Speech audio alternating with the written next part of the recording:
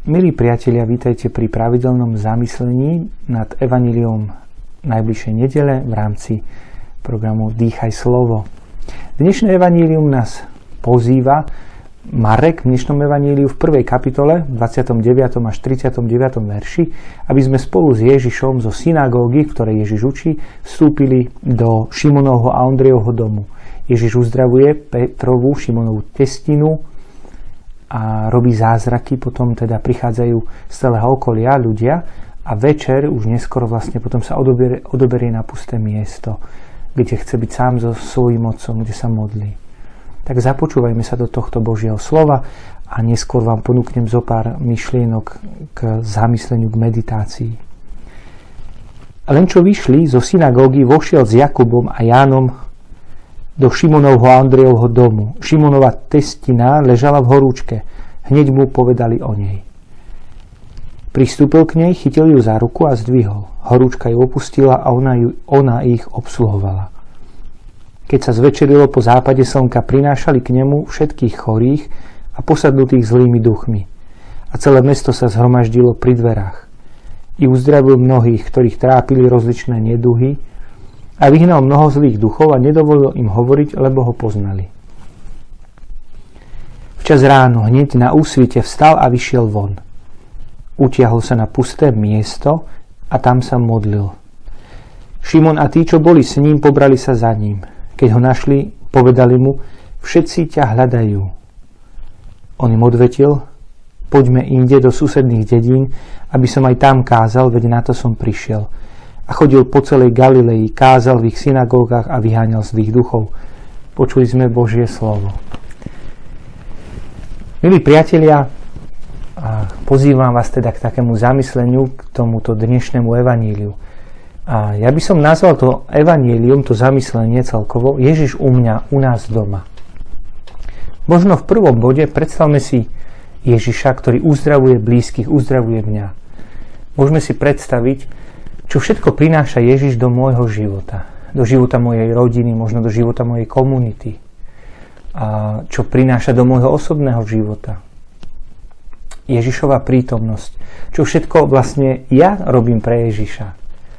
A je to vlastne aj ten moment takej pohostinnosti. Môže to byť aj obraz vlastne, aj nielen teda komunity v menšom alebo rodiny, ale obraz cirkvi, reholného spoločenstva, farského spoločenstva, cirkvi ako takej v jej konkrétnom vyjadrení. Či je to farnosť alebo konkrétna komunita. Takže prvý bod, uzdravenie blízky, Ježiš u mňa doma. Možno v druhom bode všimnime si, teda mohli by sme ho nazvať uzdravenie prichádzajúcich. Aj náš dom, možno naša komunita, rodina je miestom, kde iní môžu nájsť svedectvo evanjelia.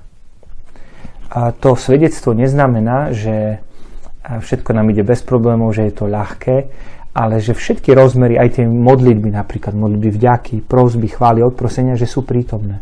Že si uvedomujeme možno aj svoje nedostatky, ale pozývame do toho všetkého Ježiša. Takže na základe toho tiež vlastne aj cirkev, aj konkrétne to naše spoločenstvo reholné alebo rodinné je miestom, kde prichádzajú iní.